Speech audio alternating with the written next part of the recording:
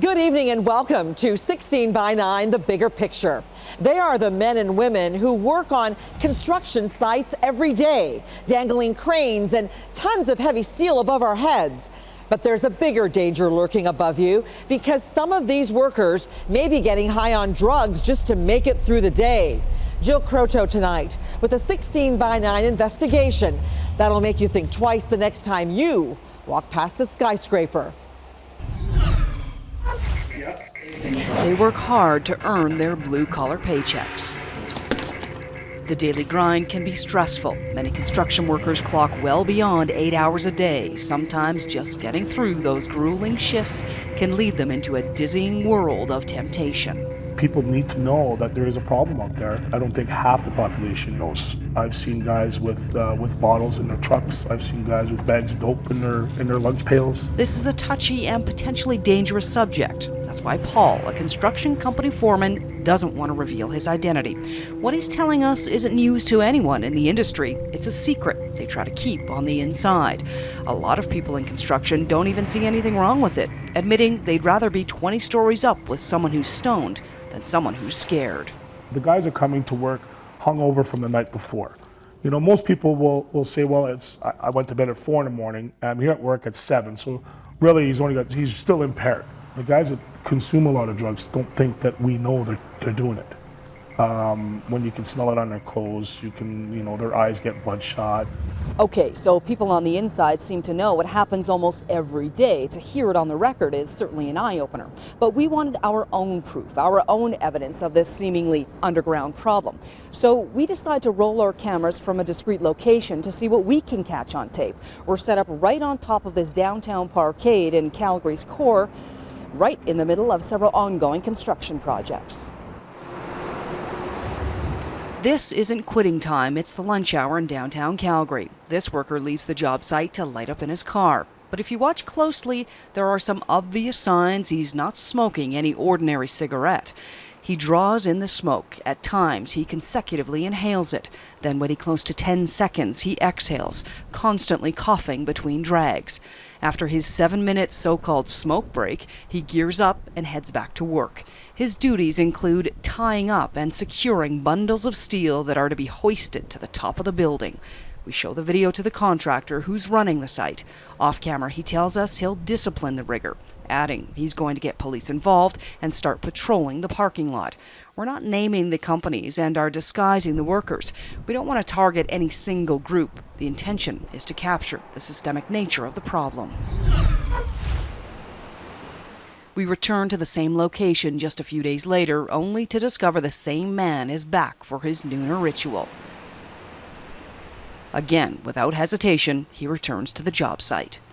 It's shocking and disturbing. It's Rob Stewart's job to promote safety and reduce risks in the workplace. Our caught-on-camera footage leaves him disgusted. This is, again, a daily sort of occurrence. What bugs me is the total disregard, but it's more the underlying reason for why that total disregard is actually there. Because in the normal sense, I mean, the general public would look at this and say, that's absolutely shocking. So why isn't this individual seeing it the same sort of way?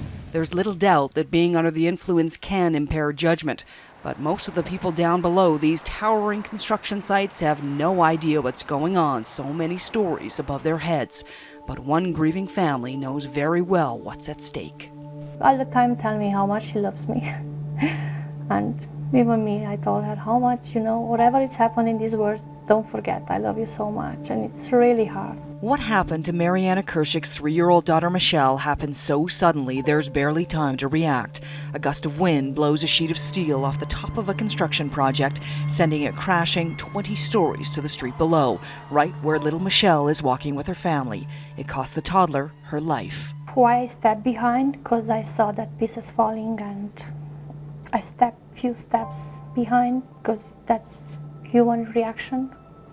I think so, but I didn't expect that to be. I thought it's falling on the street. It's not like the deck fell down and no one got hurt. Like somebody got killed over this. It was always on my mind, thinking about it and stuff, and I feel like that everybody should know why this little girl died. Paul Meitzen was one of the last people on that roof before the sheet metal fell. He admits he has little experience, and he put his faith in the 4-person crew he worked with. Just being up there, you feel unsafe. Holding your hammer, you'd be scared to drop it, right? You're hanging on it for your life. Because as soon as you look over that edge, you just see cars and people. And there was no safety nets, there was no nothing. You know, it was very dangerous. So there was no room for error. The contractor and subcontractor who were responsible for the job site faced charges for unsafe storage and placement of materials. Meitzen also told us drug use is all too common. We blazed weed all the time on the roof. It's probably not the smartest and safest thing to do on a job site, is be getting high. It's probably one of the stupidest things to do. But our undercover investigation doesn't end here. At another Calgary construction site, this truckload of workers finishes their lunch break by sharing what appears to be a joint. A baggie of something is being pulled out.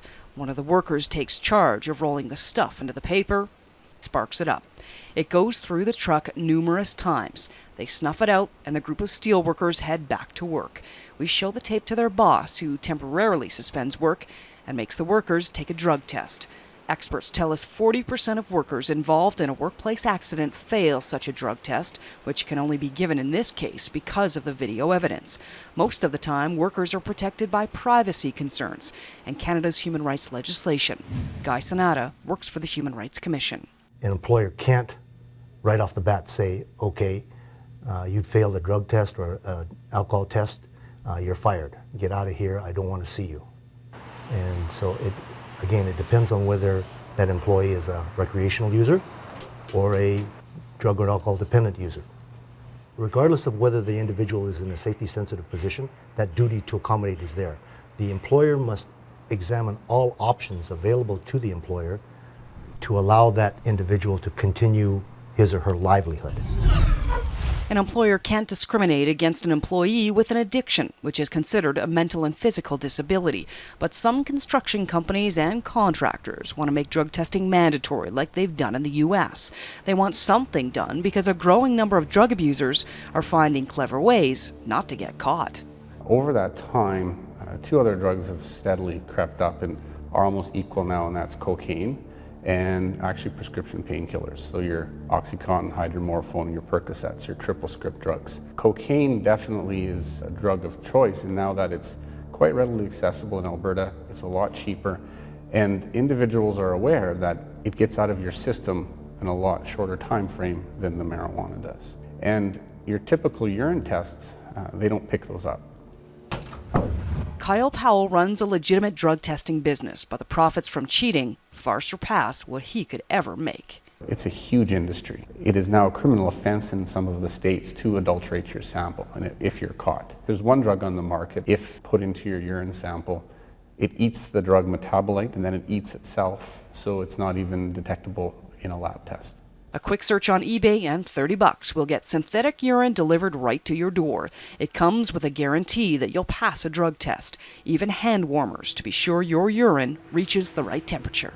Anybody that's employed, they have mortgages and car payments and different expenses, and they need their income. So they need to ensure that they can pass any drug and alcohol test that is administered to them. With the stakes so high, the danger so real, and the pressure to get the job done so intense, something will have to be done to prevent any more bystanders or workers from getting killed. Most of these companies that have problems only get a slap on the wrist. I think the slaps need to be punches now, and it's got to start getting real. People are dying and people are getting hurt.